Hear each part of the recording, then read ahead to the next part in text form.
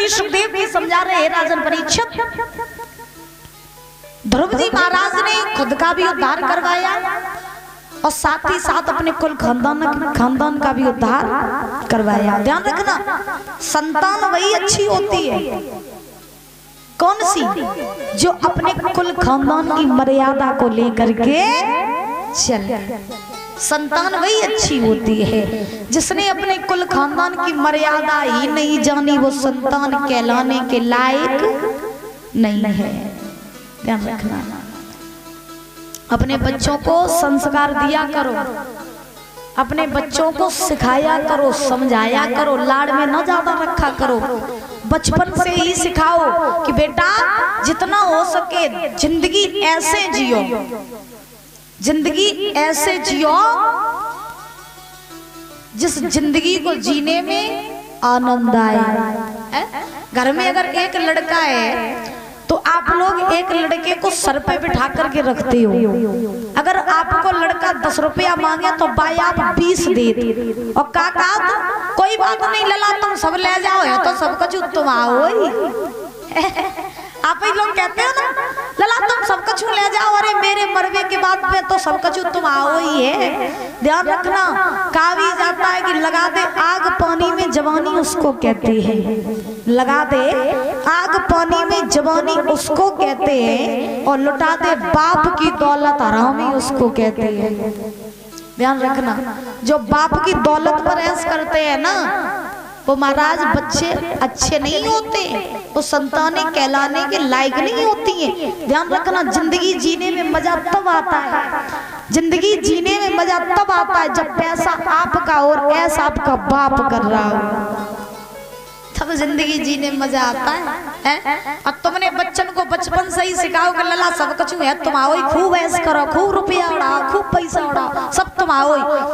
आपकी कमाई हुई धन दौलत उसके काम 10 साल तक आ जाएगी, 20 साल तक आ जाएगी। जब धन दौलत खत्म हो जाएगी फिर का तुम्हारा लड़का भीख मांगे है। इसीलिए ध्यान रखना, अपने बच्चों को इस काबिल बनाओ कि पहले उसको उसके पैर पर खड़ा कर दो, और जो आपका कमाया हुआ धन है बाद में वो तो उसका है ही, लेकिन बच्चों को उनके पैरों पर तो कम से कम खड़ा करो कि जब वो उनके ऊपर जिम्मेदारी आए तो वो किसी के आगे भीख ना मांगे। ध्यान रखना,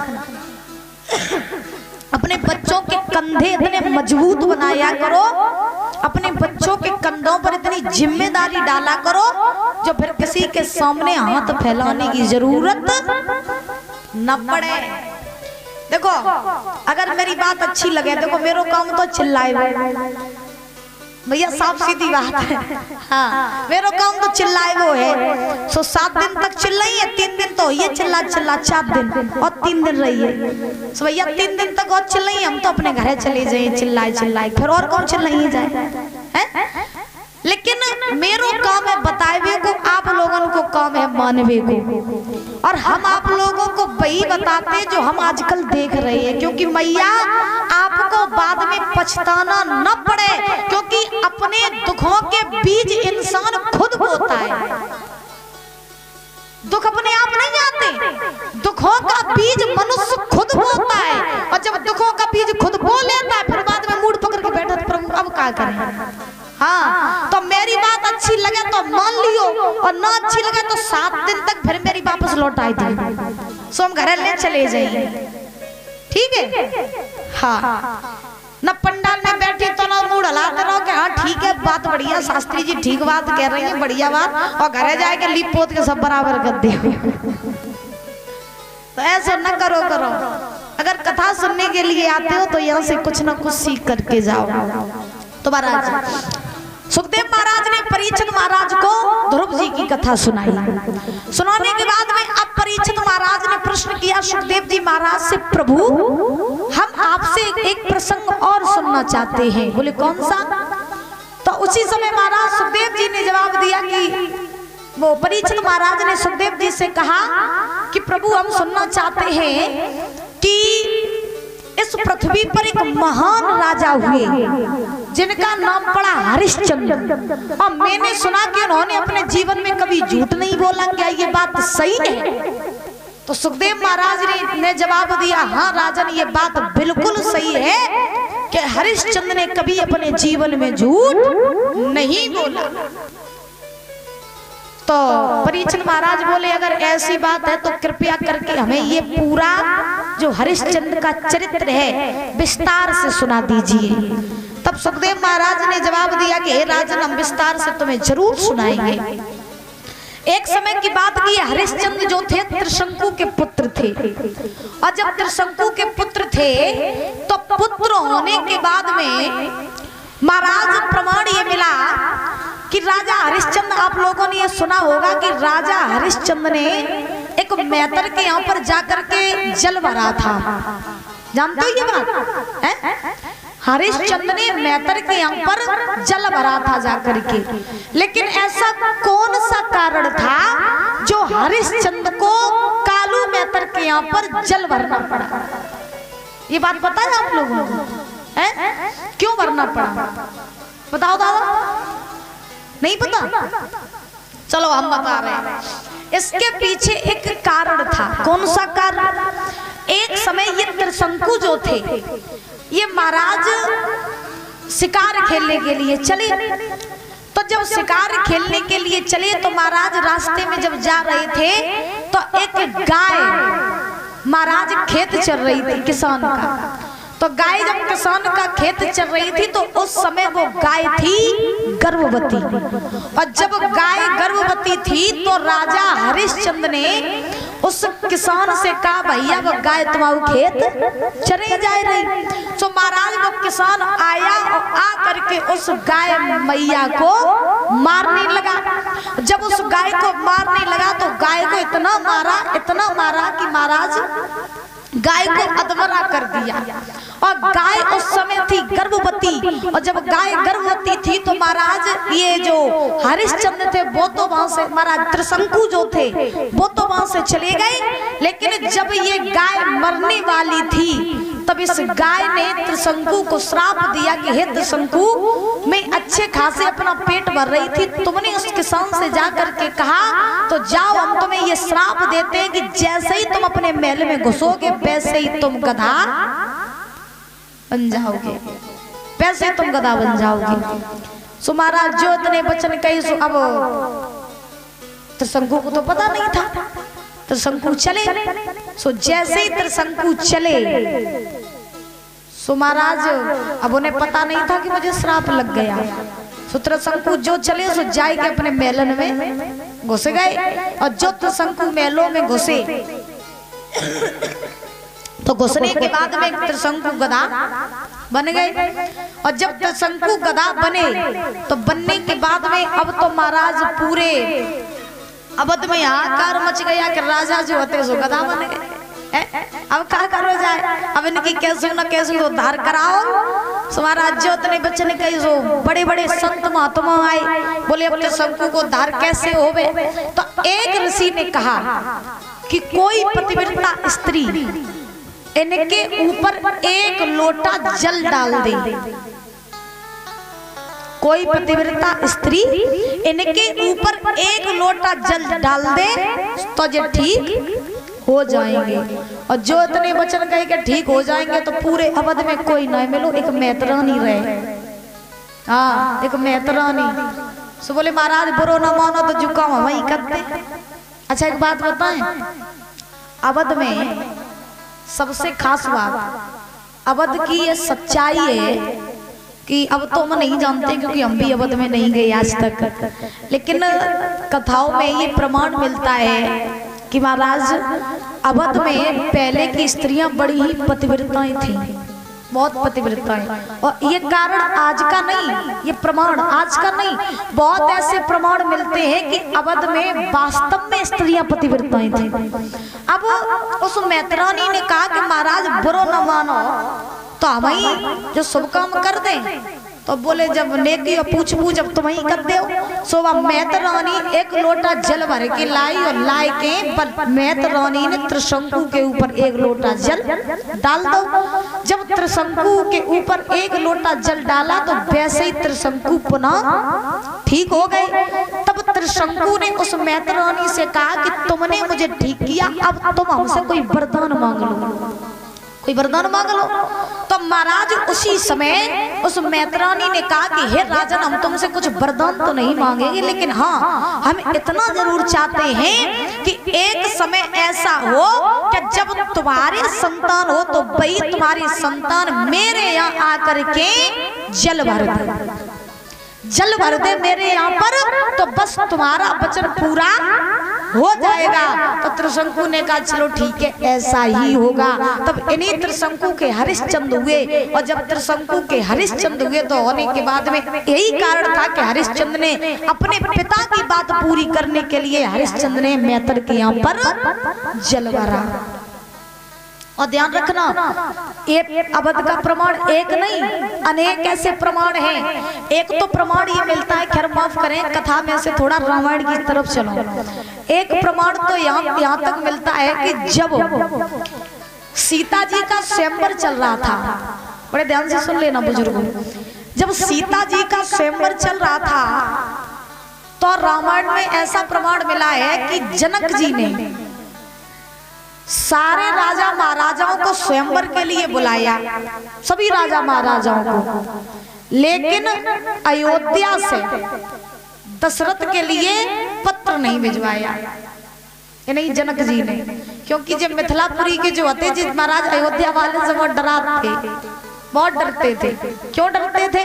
क्योंकि महाराज एक समय ऐसा हुआ, ये बात आप लोगों को पता नहीं होगी लेकिन हम बता रहे हैं। एक समय ऐसा हुआ कि जनक जी ने जब स्वयंवर के लिए पत्र नहीं भेजा दशरथ के पास में, लेकिन राम और लक्ष्मण जो गए थे ये तो विश्वामित्र जी के द्वारा गए थे मिथिलापुरी में। किसके द्वारा?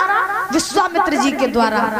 तो प्रमाण यहाँ तक मिलता है कि जनक जी ने दशरथ के पास पत्र क्यों नहीं भेजा, क्या कारण था?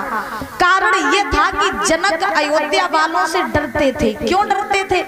एक समय की हम आपको बात बताएं कि महाराज एक मिथिलापुरी में एक स्त्री थी, और जब स्त्री थी मैया, तो पहले की माताएं बहुत पतिव्रताएं होती थी, आजकल के तो सभी जानती हो कि कैसी हैं।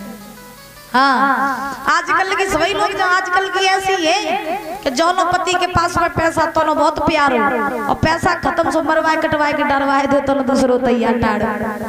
आजकल को जो ये ऐसी पतिव्रताएं हैं। तो मिथिलापुरी में एक स्त्री रहे, सो महाराज वो इतनी बड़ी पतिव्रता, लेकिन उसका जो पति रहे, उस स्त्री का जो पति रहे, सो पर महाराज अपाहिज था दोनों पैरों से, और बीमार भी रहता था। तो जब अपाहिज था और बीमार भी रहता था, तो दादा एक दिन ऐसा हुआ कि वो स्त्री अपने पति को पीठ पे बैठा लेके, दादा अपने पति को पीठ पे बैठा लेके महाराज एक जंगल से होकर के गुजरी अपने घर के लिए। तो जंगल से होकर के जब अपने घर जा रही थी तो रात हो गई, अंधेरा।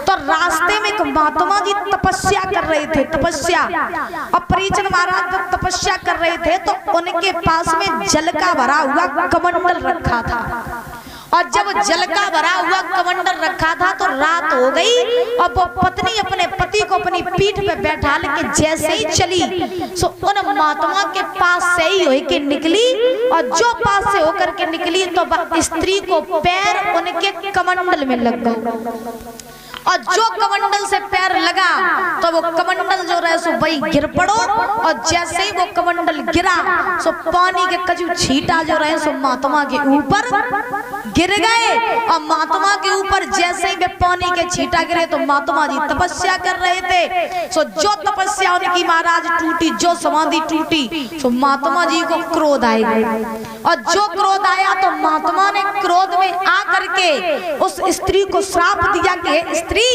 आज तूने अपने पति के प्रेम में आकर के अपने पति के मोह में तू इतनी फंस गई कि रास्ते में तुझे तपस्या करता हुआ संत नहीं दिखाई दिया। जा मैं तुझे ये श्राप देता हूँ कि सूर्योदय होने से पहले यही तेरा पति मर जाएगा। समझ में आ रही है?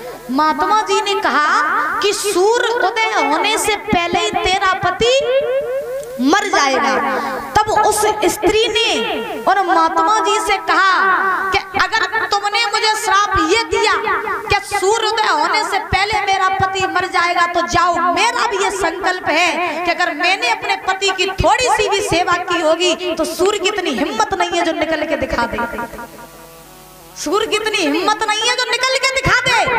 तो महाराज अब सूर्य भगवान जो रहे सो बेहू डराए गए।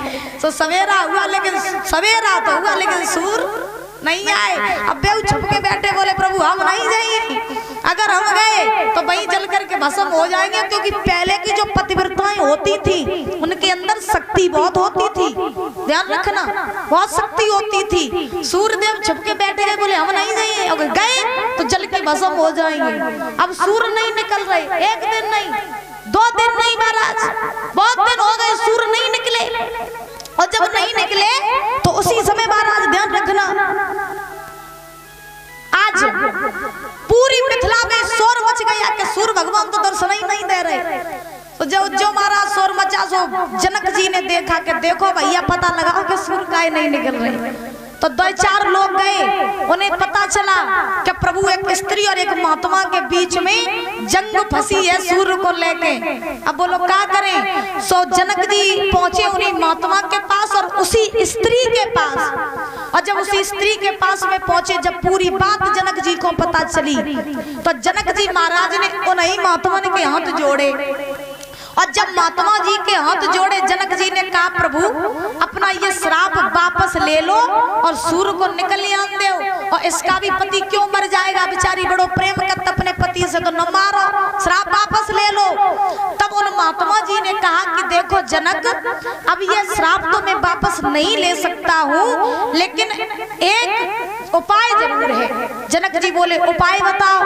तो महाराज उन महात्मा ने कहा कि कोई भी पतिव्रता स्त्री, महात्मा जी ने कहा कि कोई भी पतिव्रता स्त्री अगर आए और कच्चे घड़े में, ध्यान रखना, कच्चे घड़े में, जो कच्चा घड़ा है उस कच्चे घड़े को कच्चे धागे में बांध के, समझ में आ रही है ना।